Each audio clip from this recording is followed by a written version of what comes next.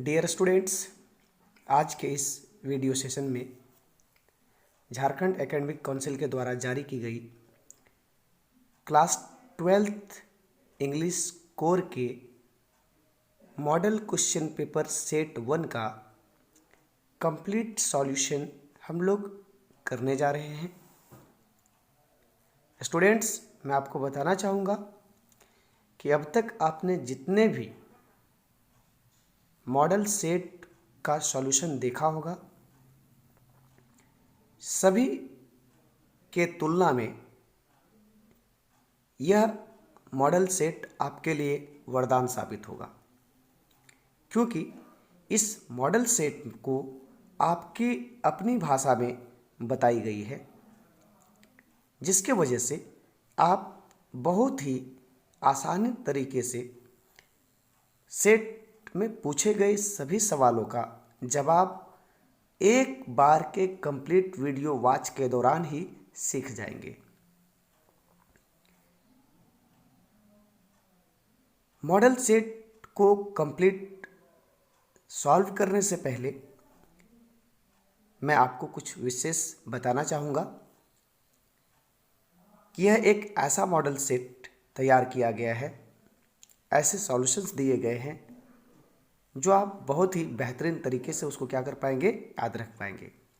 दूसरा, इसके जो कुछ सामान्य बातें हैं मॉडल सेट का कि किस तरीके से आपके एग्जामिनेशंस होंगे, कितने घंटे दिए जाएंगे, तो मैं आपको बता दूं कि टर्म 1 में होने वाले जो एग्जामिनेशंस हैं, सभी एग्जामिनेशंस मीन्स सभी विषयों के जो पेपर होंगे, सभी पेपर में पूछे गए सवाल ऑब्जेक्टिव होंगे। ठीक उसी तरीके से इंग्लिश कोर में भी जो सवाल पूछे जाएंगे वह ऑब्जेक्टिव होगा। कुल प्रश्नों की संख्या 40 होगी और इस 40 प्रश्नों को सॉल्व करने के लिए आपको 1.5 घंटे के समय मिलेंगे। सभी प्रश्न कंपलसरी होंगे और प्रत्येक प्रश्न के लिए 1 अंक होगा। इट मीन्स कुल अंक की संख्या 40 होगी। अब बात आता है, और सबसे बड़ा बात, कि सभी प्रश्नों के लिए ऑब्जेक्टिव का मतलब है कि हर एक प्रश्न के लिए आपको 4 विकल्प मिलेंगे और 4 विकल्प में से जो सबसे सटीक विकल्प होंगे उसे आपको क्या करना रहेगा, मीन्स OMR शीट पर आपको राउंड करना रहेगा, मीन्स घेरा लगाना रहेगा। आगे कहता है कि बच्चों के मन में काफ़ी डर होते हैं कि कहीं हमारे सवाल गलत हो गए तो अंक तो नहीं कट जाएंगे।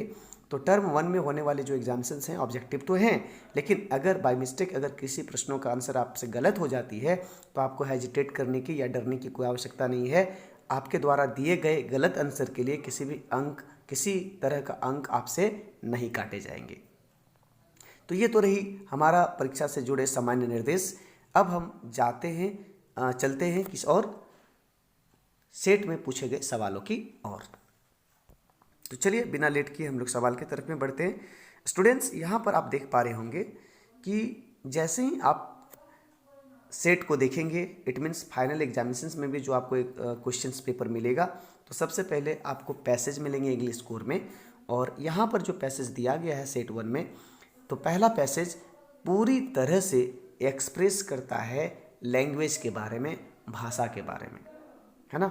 मैंने आपकी सहूलियत के लिए इस पूरी पैसेज को हिंदी में ट्रांसलेट कर दिया है, जो आपको इसी वीडियो में मिलेंगी। तो देखिए कहता क्या है कि अगर हम पैसेज को प्रॉपर तरीके से समझते हैं तो नो डाउट्स पैसेज के द्वारा पूछे गए सभी प्रश्नों का जवाब जो है आप आसानी से बिना किसी गलती का दे सकेंगे। तो देखिए क्या कहता है पैसेज में, आपको पैसेज को समझाने की पूरी प्रयास करता हूँ आपकी अपनी भाषा में, ताकि आप पूरी पैसेज को अपने स्तर से समझ सकेंगे।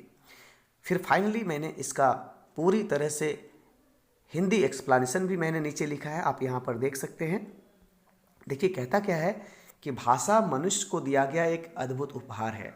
स्टूडेंट्स, आपको मैं बता दूं, और आप ये पूर्व से जानते हैं कि जो भाषा है, लैंग्वेज है, वह मानव जाति के पास ही है। मानव जाति के अलावा यह उपहार ईश्वर ने किसी को नहीं दिया। तो कहता है कि किसी जानवर के पास यह उपहार नहीं है, लेकिन उनके पास खुद को व्यक्त करने का अपना तरीका है ना। ईश्वर ने जानवर को या किसी पंछी को या किसी अन्य प्राणी को भाषा तो नहीं दिया, लेकिन उनके पास उनकी भावनाओं को व्यक्त करने के लिए अपना अपना तरीका दिया। कहता है कि आपने ज़रूर एक खरगोश को देखा होगा। कहता है कि जब कोई खरगोश दुश्मन को देखता है तो वह अपने छेद या बिल में भाग जाता है। जैसे जैसे खरगोश अपने बिल की ओर बढ़ता है उसकी पूंछ ऊपर नीचे होती है ना। तो खरगोश की पूंछ को ऊपर नीचे होते देख बाकी के खरगोश भी ये समझ जाते हैं कि जहाँ पर कोई न कोई खतरा है और इसलिए वे सभी अपने बिल में दुबक जाते हैं। वहीं पर जब हम किसी स्नैक्स के बारे में बातचीत करें, किसी सांप के बारे में बातचीत करें, पैसेज में यहाँ पर कोबरा के बारे में बातचीत किया गया है। कहता है कि जब कोई कोबरा गुस्से में होता है तो वह अपना फन उठाता है और खुद को भयंकर दिखाता है। यह देखकर अन्य जानवर क्या हो जाते हैं, डर जाते हैं या उनको चेतावनी देते हैं। जबकि अगर आप मधुमक्खी के बारे में बातचीत करें तो कहता है कि जब किसी मधुमक्खी को कोई भोजन मिल जाता है तो वह वापस छत में चली जाती है, लेकिन उनके पास व्यक्त करने के लिए भाषा नहीं होता। तब वह मधुमक्खी क्या करती है कि वह एक अलग प्रकार का नृत्य करती है, जिसे देखकर बाकी मधुमक्खियां यह समझ जाती है कि कहीं यह मधुमक्खी खाना को देखकर आई है और बाकी सारी मधुमक्खियां उस मधुमक्खी के पीछे चली जाती है।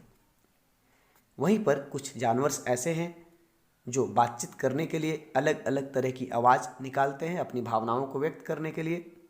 अगर हम किसी कुत्ते को देखे होंगे तो आपने देखा होगा कि अजनबी के पास आने पर कुत्ता क्या करता है, भौंकता है। ये था पैसेज का हिंदी मीनिंग। अब हम लोग चलते हैं सवाल की ओर में। उम्मीद है कि आप सभी सवालों का जवाब आसानी पूर्वक दे पाएंगे। तो कहता कि पहला जो सवाल है, स्टूडेंट्स यहाँ पर देख पा रहे होंगे कि पहला जो सवाल है वो पूछता है कि language is a wonderful gift given to.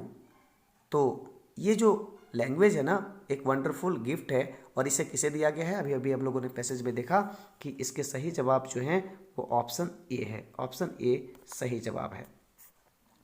अब हम लोग क्वेश्चन 2 में कहता है when rabbit see on enemies it. कहता है कि जब कोई रैबिट अपने दुश्मन को देखता है तो वह क्या करता है, वह अपने पूंछ को जो है अप्स एंड डाउन करता है। ऑप्शन ए सही जवाब है। Question number 3, A dot dot dot barks when strangers come near. कहता है कि कौन है जो किसी अजनबी को नज़दीक आते देख भौंकने लगता है। इसके जवाब ऑप्शन बी होंगे, dog. Question number 4, no animal possess the gift of. कहता है कि कोई एक ऐसा एनिमल नहीं है जिसके पास अधिकार है क्या रखने का, लैंग्वेज का। ऑप्शन डी इस सवाल के सही जवाब है। अब हम लोग आगे बढ़ते हैं क्वेश्चन नंबर 5 की तरफ में। क्वेश्चन नंबर 5 कहता है students when a bee sees food. जब कोई मधुमक्खी भोजन को देखती है, it communicates to other bees by. तो बाकी मधुमक्खियों को बताती है क्या करके, तो हम लोग पढ़ चुके हैं कि मधुमक्खी डांस करके बताती है। ऑप्शन बी सही जवाब है। Question number 6, in the passage the word caution mean. कहता है कॉशन का मतलब क्या होता है। तो कॉशन का मतलब आपको तो पता है, सतर्क करना, सावधान करना। तो ऑप्शन सी जो है इसका सही जवाब होगा, वार्न करना। अब हम लोग क्वेश्चन नंबर 7 में जब जाने से पहले हमें यहाँ पर एक पैसेज पुनः दिया गया है और यह जो पैसेज है वह किताब के समराइज से जुड़ा हुआ है। मतलब इस पूरे पैसेज में किताब की क्या भूमिका है हमारे जीवन में और मानव जाति ने इस किताब को किस तरीके से रखा है या मानव जाति के लिए किताब किस प्रकार से वरदान साबित हुआ है, ये सारी बातों को इस पैसेज में लिखा गया है। मैंने इस पैसेज का भी ट्रांसलेशन यहाँ पे किया है, आप देख सकते हैं। मैं आपको इस पैसेज को भी समझा रहा हूँ ताकि आप आसानी से पैसेज अपने दिमाग में नोट कर लेंगे और उससे जुड़े सवालों का आप आसानी से जवाब दे पाएंगे। तो कहता है स्टूडेंट्स, किताबों का साम्राज्य ब्रह्मांड जितना विशाल है ना। ब्रह्मांड जितना विशाल है उतना ही विशाल किताबों का साम्राज्य भी है। कह रहा है कि संसार का ऐसा कोई कोना नहीं है जहाँ पर आप किताब नहीं देखेंगे। जहाँ पर भी आप जाएंगे, दुनिया के किसी भी कोने में जाएंगे तो वहाँ पर आपको किताब दिखने को मिल ही जाएंगी। कहता है किसी भी विषय पर किताब की कोई कमी नहीं है। आप जिन भी विषय के बारे में कल्पना करेंगे उस विषय पर आपको किताब मिल जाएगी। उदाहरण के तौर पे कहता है कि चाहे वो सोडियम नाइट्रेट की संरचना जितनी सरल हो या अंतरिक्ष यान की व्यवस्था जितनी जटिल हो, हर एक टॉपिक पर किताब उपलब्ध है। किताबें ज्ञान के विभिन्न क्षेत्रों में हमारे शोध के फल की रिपोर्ट करती है ना। मतलब जिस भी क्षेत्र में हम लोग शोध करते हैं उसके परिणाम स्वरूप जो रिजल्ट होते हैं उसकी रिपोर्ट करती है और उन मामलों पर हमारे प्रगतिशील दृष्टिकोण का प्रसार करती है जो हमारे साथी प्राणियों के लिए महत्वपूर्ण है। तो कहीं ना कहीं किताब जो है वो हम लोगों के लिए बहुत ही इंपॉर्टेंस है फर्दर स्टडीज़ के लिए। अगर सपोज मान के चलिए कि आप किसी लैब में हैं और आप कुछ स्टडीज़ करना चाहते हैं, एनालिसिस करना चाहते हैं, तो वहाँ पर भी फर्दर स्टडीज़ क्या होंगे, फर्दर उसके एनालिसिस क्या होंगे, उनको जानने के लिए हम लोग क्या करते हैं, किताब का हेल्प लेते हैं। वास्तव में मानव श्रम का कोई भी उत्पाद सभ्यता की उन्नति में उतना सहायक नहीं रही जितने की किताबें, है ना। तो कह रहा है कि अगर हम लोग देखेंगे मानव श्रम मतलब मानव की जो मेहनत है उसमें जो किताब है वह किताब की उन्नति जो है ना वह काफ़ी बेहतर साबित हुआ। मतलब जितना बेहतर उत्पाद किताब साबित हुआ उतना बेहतर उत्पाद कोई दूसरी चीज़ें साबित नहीं हो पाई। इसका मतलब ये नहीं है कि बाकी की जो उत्पाद है वह बेकार है या फिर उसका कोई इम्पोर्टेंस नहीं है, लेकिन हाँ अगर उनको तुलना किया जाए तो सबसे बेस्ट कोई प्रोडक्शन मानव जाति का है तो वह क्या है, किताब है, जो दुनिया की सभी भाषाओं में लिखी जाती है। किताब जो है दुनिया के हर एक भाषाओं में लिखी जाती है और उन किताबों को अपने अपने घरों में बुक सेल्फ में अरेंज मोड पे डेकोरेट करके रखी जाती है। किताबों की दुकानों और पुस्तकालयों में भी अच्छी तरह से इसे रखी जाती है।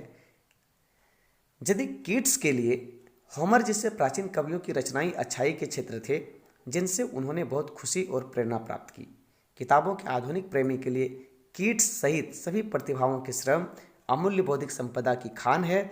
वह अपनी मानसिक और आध्यात्मिक उन्नति के लिए खोजबीन करता रहता है। तो आपने देखा होगा कि किताबों के समराइज के बारे में क्या क्या कहा गया। यहाँ पर अब इसी पैसेज से जुड़े सवाल हैं और आप सभी को पता होगा कि अगर आप पैसेज के सवालों का आप जवाब देना चाहते हैं, सही जवाब देना चाहते हैं, तो कहीं ना कहीं आपको पैसेज को बहुत बेहतर तरीके से समझना पड़ेगा। अगर आप पैसेज को बहुत बेहतर से समझते हैं तो आपके पैसेज से जुड़े सभी सवालों का जवाब सही सही दे पाएंगे। क्वेश्चन नंबर 7 कहता है for the majority of people book, है ना, कहता है कि बुक जो है वह अधिकांश लोगों के लिए क्या है जी। ऑप्शन ए इसका सही जवाब है, an enjoyable intellectual exercise, option A. आगे कहता है books are helpful for, books मददगार हैं किसके लिए, रिपोर्टिंग रिजल्ट्स, रिसर्च रिजल्ट्स के लिए, separating progressive view on vital matters के लिए, स्टडिंग फॉर एग्जाम्स के लिए, all of the above. Obviously हर एक क्षेत्रों में किताब का अपना भूमिका रहा है, इसीलिए ऑप्शन डी जो है वो सही जवाब है। 9वां नंबर सवाल कहता है विच of the following sentence is not true. कह रहा है कि यहाँ पर 4 विकल्प आपको दिए गए हैं, 4 सेंटेंस दिए गए हैं, उस 4 सेंटेंस में से कौन सा सेंटेंस गलत है। इस तरह के सवाल में बच्चे फंसते हैं। मैं आपको थोड़ा सा यहाँ पे कहना चाहूँगा कि स्टूडेंट्स जब भी आप एग्जामिनेशंस में बैठें तो सबसे पहले प्रश्नों को केयरफुली पढ़ें, प्रश्नों को समझें, उसके बाद ही उसके आंसर्स दें, है ना। तो थोड़ी सी फाइनल एग्जाम में जाने से पहले आप प्रैक्टिस सेट को करेंगे। मैं अपने यूट्यूब चैनल पे भी ढेर सारा प्रैक्टिस सेट को डालूंगा, आप यहाँ से भी आप देख पाएंगे और उसका प्रैक्टिस कर पाएंगे, जो आपके एग्जामिनेशंस के लिए काफ़ी मददगार साबित होगा। बाकी के जो प्रैक्टिस सेट में दूंगा उसके लिंक डिस्क्रिप्शन में दे दूंगा सभी वीडियोज में, ताकि आप आसानी से वहाँ से एक्सेस कर पाएंगे। तो क्वेश्चन नंबर 9 का जो सही जवाब है ना, कहता है कि कौन सा सेंटेंस गलत है। तो अगर आप देखें तो पहला सेंटेंस सही है, कहता है कि there is no shortage of book in any topic, सही बात है, किसी भी टॉपिक पर किताब की कमी नहीं है। दूसरा कहता है कि books are written in all language, हाँ ये भी बात सही है ना। ऑप्शन सी कहता है human labour has not contributed to development of books, कहता है कि मानव जाति का कंट्रीब्यूशन जो है वो बुक्स के डेवलपमेंट में नहीं रहा। ये बात तो बिल्कुल गलत है, मानव जाति ने सभी चीज़ों पे फोकस किया, साथ ही साथ किताब को भी प्राथमिकता दिया। इसका मतलब है कि ऑप्शन सी वाले स्टेटमेंट बिल्कुल गलत हैं, इसीलिए ऑप्शन सी इस सवाल का सही जवाब है। ऑप्शन अब हम लोग क्वेश्चन नंबर 10 की तरफ में देखेंगे। क्वेश्चन नंबर 10 क्या कहता है, क्वेश्चन नंबर 10 कहता है देखिएगा books contributed to, books contribute करता है मीन्स बुक्स जो है हेल्प करता है, अपना कंट्रीब्यूशन देता है किन किन चीज़ों में। ऑप्शन ए फाइनेंशियल एडवांसमेंट में, फिजिकल एडवांसमेंट में, मेंटल एंड स्पिरिचुअल एडवांसमेंट में, ऑल ऑफ द एबव में। तो किताब का भूमिका प्रायः सभी जगहों पर रहा है, इसीलिए हम लोग कहेंगे इसका जो सही जवाब होगा वो क्या होगा, all of the above, all of the above. Next कहता है द वर्ड इन पारा 2 मीन्स ऑर्नामेंटली। कहता है कि पैराग्राफ 2 में एक वर्ड है ऑर्नामेंटली, जिसका मतलब क्या है, तो उसका मतलब है डेकोरेटिवली। ऑप्शन सी इसके सही जवाब है। Question number 12, choose a suitable title for the passage. कहता है कि पैसेज के लिए सुटेबल टाइटल चुनिए। स्टूडेंट्स, यहाँ पर मैं आपको बताना चाहूँगा कि यही वाला सवाल जो होता है, या फिर कह सकते हैं कि जो पारा वाले जो वर्ड वाले सवाल होते हैं उसमें बच्चे फंसते हैं।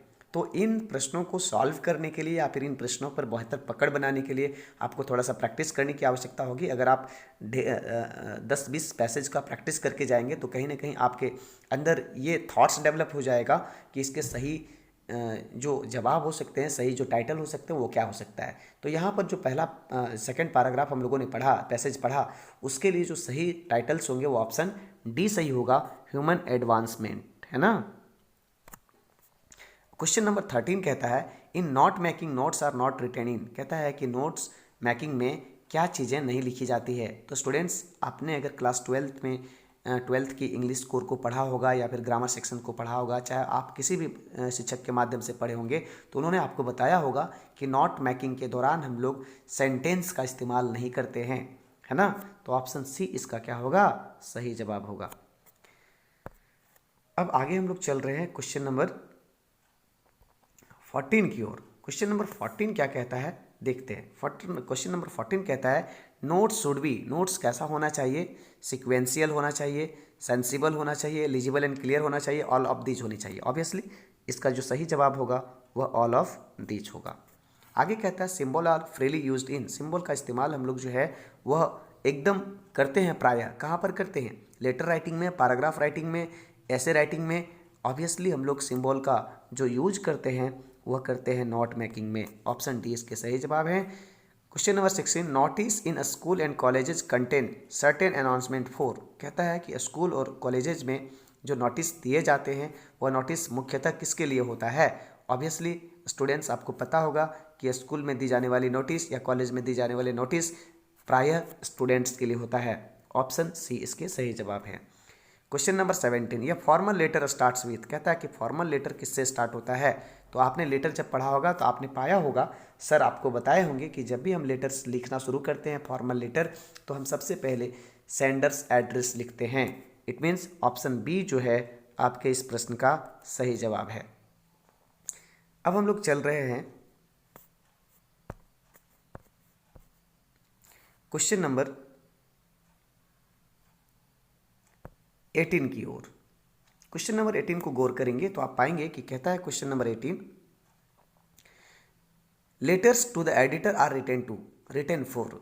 कहता है कि लेटर्स टू द एडिटर जो होते हैं, मतलब लेटर जो हम लोग लिखते हैं, पत्र जो लिखते हैं एडिटर के लिए, वह किसके लिए लिखा जाता है, न्यूज़पेपर के लिए, स्कूल के लिए, क्लब के लिए, कॉलेज के लिए। Obviously letter to the editor newspaper के लिए लिखा जाता है। ऑप्शन ये सही जवाब। Which of the following can be added to make article writing interesting. कहता है कि अगर आप किसी आर्टिकल को लिखते हैं तो आर्टिकल को इंटरेस्टिंग बनाने के लिए, रुचिकर बनाने के लिए हम क्या ऐड करते हैं उसमें। ऑप्शन ए कोट्स का, स्टैटिक्स का, बोथ ए एंड बी का, नेदर ए एंड बी का। ऑब्वियसली आर्टिकल को लिखने के लिए, आप आर्टिकल को इंटरेस्टिंग बनाने के लिए हम लोग कोट्स और स्टैटिक्स का इस्तेमाल करते हैं, इसीलिए ऑप्शन सी जो है वह क्या होगा, इसका सही जवाब होगा। Question number 20, while writing notice the signature of the issuing authorities should be written at the.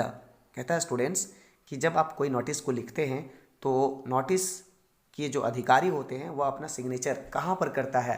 तो आपने देखा होगा विद्यालय में भी जब छुट्टियों की सूचना होती है या फेस्टिवल्स की छुट्टी होती है या फिर किसी आयोजन के बारे में नोटिस दिया जाता है, जो प्रिंसिपल का सिग्नेचर होता है वह सबसे नीचे होता है ना। इसीलिए इसका ऑप्शन ये जो है वह सही जवाब है। क्वेश्चन नंबर 21, क्वेश्चन नंबर 21 को देखा जाए। क्वेश्चन नंबर 21 कहता है students,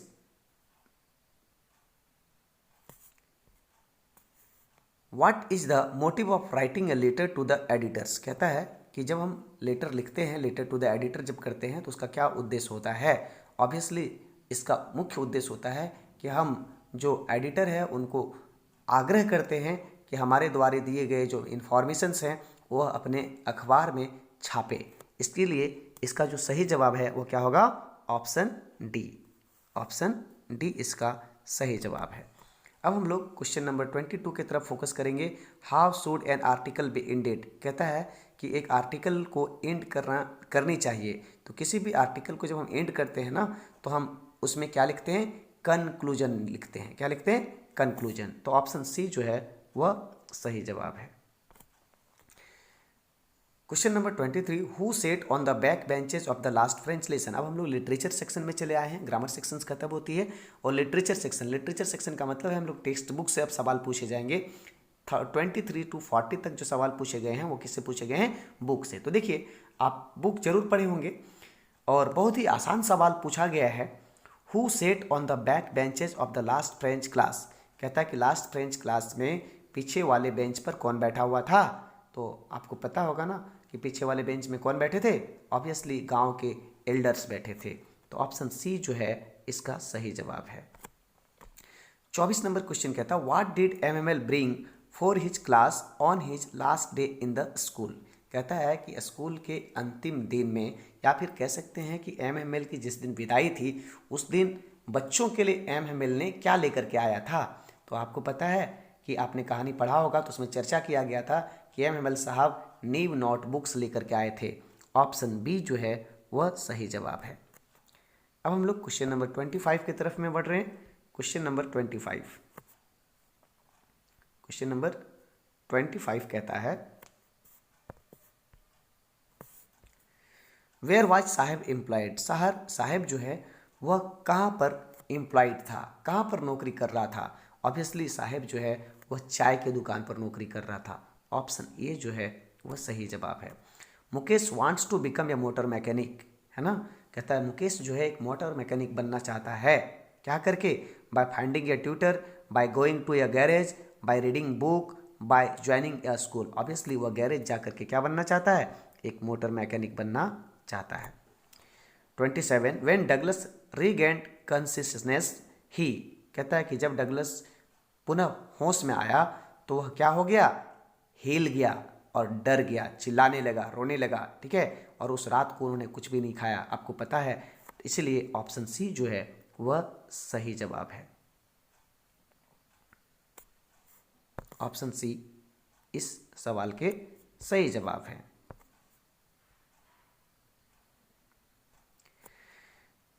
question number 28, why did Douglas hire instructor. कहता है कि डगलस ने क्या किया था, इंस्ट्रक्टर को हायर किया था। क्या करने के लिए, to be confident in swimming, to complete with other, to fluent, and option D to overcome his fear of water. Obviously वह पानी के डर पर क्या पाना चाहता था, काबू पाना चाहता था। इसीलिए उन्होंने क्या किया था, एक इंस्ट्रक्टर को हायर किया था। अब हम लोग पढ़ रहे हैं क्वेश्चन नंबर 29 की ओर। 29 नंबर क्वेश्चन कहता है When the poet looked at her mother's again, she felt a pang off। तो यहाँ पर पेन ऑफ होगा, थोड़ा सा एरर है, उसको आप पेन पढ़ेंगे। तो कह रहा है कि जब पोएट अपनी माँ को देखी तो उसको एक तरह का दर्द का एहसास हुआ। तो वह किस तरह का दर्द था, तो ऑप्शन ए जो है हर फैमिलियर एक, ठीक है, हर फैमिलियर एक। ऑप्शन ए जो है सही जवाब है। 30, the poet compared her mother to, है ना। पोएट ने अपनी माँ की तुलना की है, किससे की है, option C late winter moon से। स्टूडेंट्स आप अगर थोड़ा सा भी क्लासरूम में जिस भी शिक्षक ने आपको पढ़ाए होंगे, अगर आप क्लासरूम में थोड़ा सा भी ध्यान से पढ़े होंगे तो नो डाउट्स पूछे गए सभी सवालों का जवाब आप आसानी से दे पाएंगे। 31, what do the face of children in the slum area reflect. कहता है कि स्लम एरिया में रहने वाले बच्चों के चेहरे जो है वह क्या रिफ्लेक्ट करता है, हैप्पीनेस का, लॉन्ग वेट का, एस्पायरेशंस का, लैक ऑफ एंथुसियाज्म का। ऑप्शन डी इस सवाल का सही जवाब है। अब हम लोग चलते हैं क्वेश्चन नंबर 32 के तरफ में। How can visitors help the poor children, है ना। कहता है कि जो विजिटर्स हैं वो बच्चों को किस तरीके से मदद कर सकते हैं स्लम एरिया में रहने वाले लोगों के लिए। तो स्टूडेंट्स मैं आपको बता दूं आप यूं ही कल्पना कर सकते हैं कि अगर किसी स्लम एरिया में जाएंगे, slum area in the sense का मतलब है कि बहुत ही गरीब क्षेत्र, या फिर कह सकते हैं निहायत गरीब कह सकते हैं, जो झुग्गी झोंपड़ी में रहते हैं, जिनके पास खाने के लिए भी भरपेट खाना नसीब नहीं होता है, तो वहाँ पर अगर कोई विजिटर्स जाता है तो वह उन बच्चों को कैसे हेल्प कर सकता है। ऑब्वियसली हम उन बच्चों के लिए क्या कर सकते हैं, तो कहता है bye fighting with the government, क्या गवर्नमेंट से लड़ करके, bye fighting with the powerful persons, powerful लोगों से लड़ करके, bye fighting against the inequalities and injustice, है ना, मतलब ऐसा चीज़ों से लड़ करके जो क्या करता हो, इनइक्वलिटीज हो और इनजस्टिस हो, अन्याय और जातिगत प्रथाएं जो है उसके खिलाफ लड़ करके, या bye fighting with the rich, धनी लोगों से लड़ करके। तो ऑब्वियसली अगर हम पुअर चिल्ड्रेंस को उस कंडीशन से बाहर लाना चाहते हैं तो हमारे समाज में फैली हुई जो कुरीतियां हैं, असमानताओं का और अन्याय का, उससे उसे लड़ाई करना पड़ेगा, उससे हमें पार पाना पड़ेगा, तभी उन बच्चों को क्या कर सकते हैं, हेल्प कर सकते हैं। तो ऑप्शन सही क्या होगा, ऑप्शन जो सही जवाब होंगे इस प्रश्न का वह क्या होगा, option C, by fighting against the inequalities and injustice. Pablo Neruda wants the entire humanity to, कहता है पाब्लो नेरूडा मानव साम्राज्य के पूरे साम्राज्य को यह कहना चाहता है, क्या कहना चाहता है, keeping talking, keeping running, keeping laughing, keeping still. Obviously keeping still कहता है, क्योंकि मानव जाति एक ऐसा प्राणी है कि हमेशा भाग दौड़ में रहता है। तो नेरूडा साहब कहते हैं कि भाई थोड़ा सा शांत हो जाओ, ऑप्शन डी जो है सही जवाब है। 34 who are described as enemies to each other in the story the tiger king, कहता है कि कहानी में दुश्मन के बारे में चर्चा किया गया है। आपने कहानी पढ़ी होगी द टाइगर किंग, तो सबसे इंटरेस्टिंग कहानी रहा था टाइगर किंग। तो कहता है कि टाइगर किंग में दुश्मनों के बारे में चर्चा की गई है, तो वहाँ पर वो दुश्मन जो है वह कौन है। ऑब्वियसली वहाँ पर हम लोगों ने दुश्मन पढ़ा था कि बुल एंड टाइगर उनके क्या थे, दुश्मन थे, इसीलिए ऑप्शन बी जो है वह बिल्कुल सही जवाब है। क्वेश्चन नंबर 35 कहता है who wanted a photograph of himself holding the gun and standing over the tigers कारकास, तो कौन लेना चाहता था फोटो भाई, तो ऑप्शन ए जो है इसका सही जवाब है, द दोराई। क्वेश्चन नंबर 36 की तरफ में बढ़ रहे हैं हम लोग। 36 नंबर क्वेश्चन कहता है कि in the poem keeping quiet the poet ask us to count, कहता है कि कीपिंग क्वाइट के पोएम में कवि हम लोगों को काउंट करने के लिए कहता है, तो कितना काउंट करने के लिए कहता है, आपको याद होगा 12, है ना, और इवन 12 ही क्यों कहता है स्टूडेंट्स, तो आपको पता होगा ना कि अगर हम लोग किसी भी कैलेंडर को लेंगे तो कैलेंडर में कितने मंथ होते हैं, 12 मंथ होते हैं। अगर किसी वॉल वॉच को देखेंगे तो उस वॉल वॉच में कितने आवर्स के बारे में चर्चा की जाती है, 12 आवर्स के बारे में चर्चा की जाती है। इसीलिए पोयम में पाब्लो नेरूडा साहब ने 12 के बारे में चर्चा किया है, तो क्या होगा, आंसर डी सही जवाब होंगे। 37 the name of the programme that takes high school students to the earth is, है ना, तो कहता है कि एक प्रोग्राम चलाए गए थे। आप ये जो सवाल है वो आपका सेकेंड बुक से जुड़े हुए हैं, the journey to the end of the earth से रिलेटेड सवाल है। तो कहता है कि the name of the programme, कहता है कि उस प्रोग्राम का नाम बताइए जिस प्रोग्राम में हाई स्कूल के स्टूडेंट्स को शामिल किया गया था। तो उस प्रोग्राम का नाम क्या था, students on ice. Option D जो है इस सवाल का सही जवाब है। 38 क्वेश्चंस गोंडवाना एग्जिस्टेड रफली अराउंड, कहता है गोंडवाना कितना साल पहले से, रफली अगर देखा जाए तो कितना साल पहले से एग्जिस्ट कर रहा है, तो इसका सही जवाब है 650 million years ago. Option D जो है वह इस सवाल का सही जवाब है। Question number 39 shadow went to America to learn, shadow कहाँ गए थे, अमेरिका गए थे, क्या सीखने के लिए, ऑब्वियसली वो डॉक्टरी की पढ़ाई करने के लिए गए थे, है ना। तो ऐसे स्थिति में इसका सही जवाब क्या होगा, surgery and medicine. Option B जो है वह सही जवाब है। अब लास्ट वन क्वेश्चन की तरफ में हम लोग जा रहे हैं। क्वेश्चन नंबर 40 कहता है all the servants in shadows house hold, कहता है कि शैडो के जितने भी घर के नौकर चाकर थे उन लोग क्या थे, बहुत खुश थे, है ना, बहुत मतलब रिवार्ड वगैरह अचीव करने की कोशिश कर रहे थे, या बहुत ही डिसअपॉइंटेड हो गए थे, बहुत निराश हो गए थे, या did not help in treating the soldier, या फिर जो सोल्जर है, यहाँ पर आर छूटे हुए हैं, ध्यान रहे। तो कहता है कि इस आर को लिखा नहीं है, ये आपके सेट में ही सॉल्ट डी लिखा हुआ है, इसलिए ऑब्वियसली इसका जो सही जवाब होगा वो क्या होगा, ऑप्शन सी। ऑप्शन सी सही जवाब है। स्टूडेंट्स, उम्मीद है कि यह लेसन आपके लिए बहुत ही बेहतर साबित हुआ होगा। अगर यह लेसन आपको पसंद आया तो आप कमेंट बॉक्स में ज़रूर कमेंट करें, साथ ही साथ हमारे चैनल को सब्सक्राइब करना ना भूलें। आपको प्रत्येक सेट से जुड़े सवालों का जवाब मिलने के साथ साथ पूरी लेसन, इट मीन्स मैं यूँ कह सकता हूँ कि टोटल 100 मार्क्स जो हैं उस 100 मार्क्स भी आपको इसी चैनल पर मिलेंगे। इट मीन्स आप घर बैठे आप पूरी बेहतर तरीके से तैयारी कर पाएंगे, वो भी एक कोचिंग जैसा, है ना। बहुत बहुत धन्यवाद।